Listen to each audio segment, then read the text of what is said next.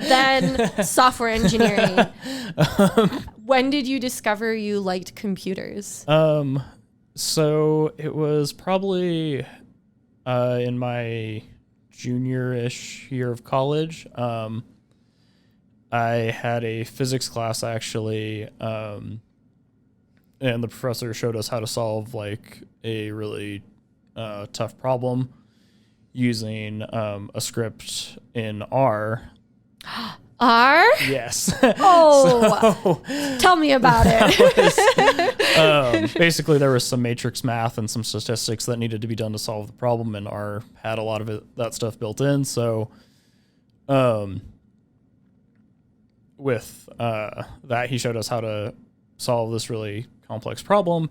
And then, if anything changed on it, you could just go change one part of the script or, parameterize it as you needed. And I was like, well, that's how I'm solving all my problems from now on. And it just kind of really took off from there. And then when I was in graduate school, I actually built on that, some of that professor's work a little bit. Using R for scripting to get graphs and various answers to my research. So you did a lot of ggplot? Yes, a lot of it. So have you worked with Matplotlib? A little bit, but not as much as I did with ggplot back in the day. So you would say you like ggplot better?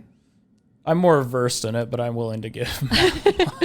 Just trying to get someone to admit they like R better than Python. That's all. Fair. That's my only angle. I'm more experienced in R, so. Oh wow, me too. So I feel you.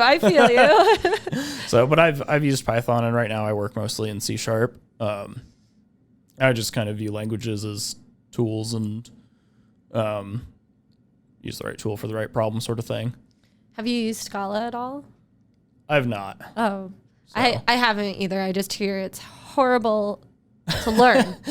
But once you learn it, it is just way super fast. It's just night and day. But that's PySpark or RSparkly. Right. Is basically the interface to make that, happen. Mm-hmm.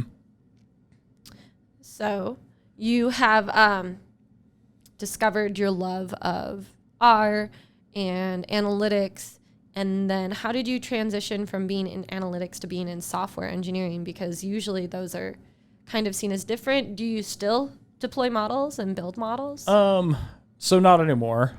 So when I was in graduate school for physics, I was doing a lot of the modeling, and I kind of became the guy in the department for anytime anybody needed code or to write anything in R. And somebody it was kind of a half joke, said I should look into being a software engineer. I kind of started looking into it a little bit as a career option, and basically I started learning other languages. I learned C and Python, C#, just kind of went through the gambit online of just learning all these different languages because I was really excited to just learn them. I just thought it was just a really interesting thing to learn, and I seemed to pick up on it pretty easily too, which was an advantage. Just natural disposition towards it. Yeah, and then we were I was looking, where I wanted to go after college and kind of what I wanted to do, and I just kept putting in for basically software engineering job after software engineering job. I put in for some analytics jobs. I know we both actually worked at the Idaho National Lab. Yes. And I thought that was odd. Does everyone in Idaho secretly work at the Idaho National Lab at one point in their life? That's what I'm coming to the conclusion. I feel like I've heard that a few times, because there's somebody I work with now who worked at the INL I saw, and I was like, really? So yeah, I think a lot of people have worked out there. I think it's just, I mean, it's not a bad place to work. So It's just in the middle of nowhere. just in the middle of nowhere, yeah, which was a problem, and so. But that's a great place to keep nuclear type Right, experiments. is in the middle of nowhere, yeah. Yeah, that was the other thing. I graduated. It was kind of like you could work at the INL or some other national lab, and it's like I don't know if I want to live out in the middle of nowhere. So, There are some nice national labs over back east and over, I think, right outside of LA and stuff. yeah, I also didn't want to leave Idaho, so That does kind of limit the East Coast versus West Coast argument. yeah. You don't get any coast really in Idaho. Right, yeah. There's not really a coast argument there.